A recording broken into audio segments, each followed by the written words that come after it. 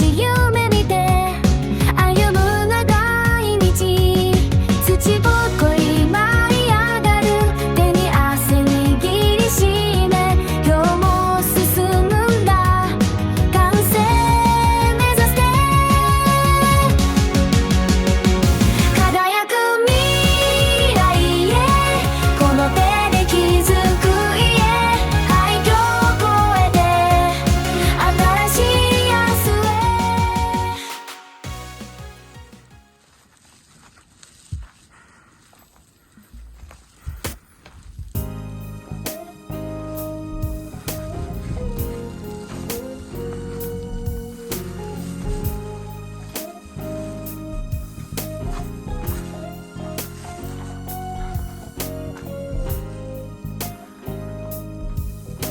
だいぶ解体が進んで、もうほとんど屋外って感じの廃墟になってきました。壁が2面しかありません。西側と東側で、基礎の立ち上がり部分の作業スペースを確保するためにちょっと切りました。地上から地面のレベルから50センチぐらい。はい。で、あとやっていくことと言えば、地面のレベルちょっと中途半端なんで、高いところと低いところが未だにある状態なので、なるべく平均の高さをとって、で今ちょっと柱、根元で腐っちゃってるところは切って、チューブラリンの状態が一つ、あとここもですね、ちょっと一瞬荷重があるかのように見えるんですが、もうほとんど意味がない。これももうダメなんで、この地面にくっついちゃってるぐらい撤去して、で多分生きてるところまで切って、でこういう新アイテムゲットしたんで、2トンぐらいまで、重さ耐えられるとのことらしいんで、こいつを仮の塚として柱の下に入れちゃおうかなって感じですね。でそのまま立ち上がりの部分の中に埋めちゃおうかなと思ってます。これ鉄筋の要素も兼ねて、金属なんで、かぶり圧多少確保できてれば、露出しなければいいんじゃないかなと思って。露出しても切って、処置すればサビの目とかでいいんじゃないかなと。もともと軽いんで、屋根が平屋だし。はい。であと実は土壁が残ってる部分があって、はい、意外とありますね。重たいんで、土壁あると。でこれも解体してまた土ぼこりだらけになると思うんですけど、めんどくさいんでね、もうこうやって袋に詰めるのか、地面の一部にしちゃおうかなっていう作戦で、はい、解体のラストパートやっていきたいと思います。レッツゴー。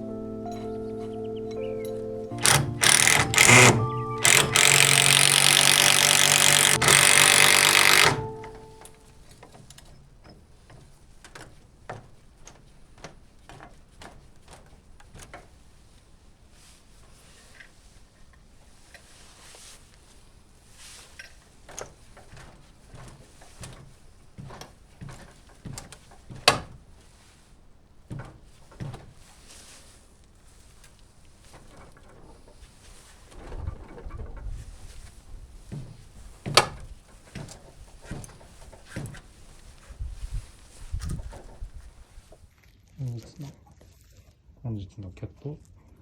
お見せいたします。ぴゃん。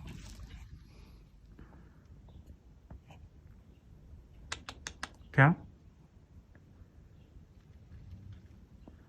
ぴゃん。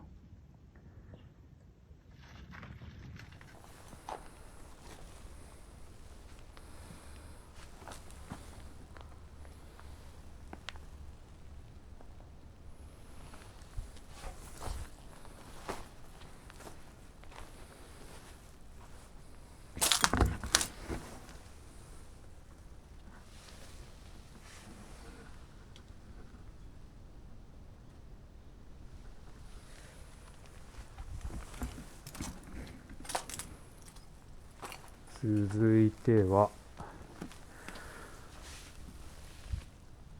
ここに仮設の水道を作りたいと思います。蛇口。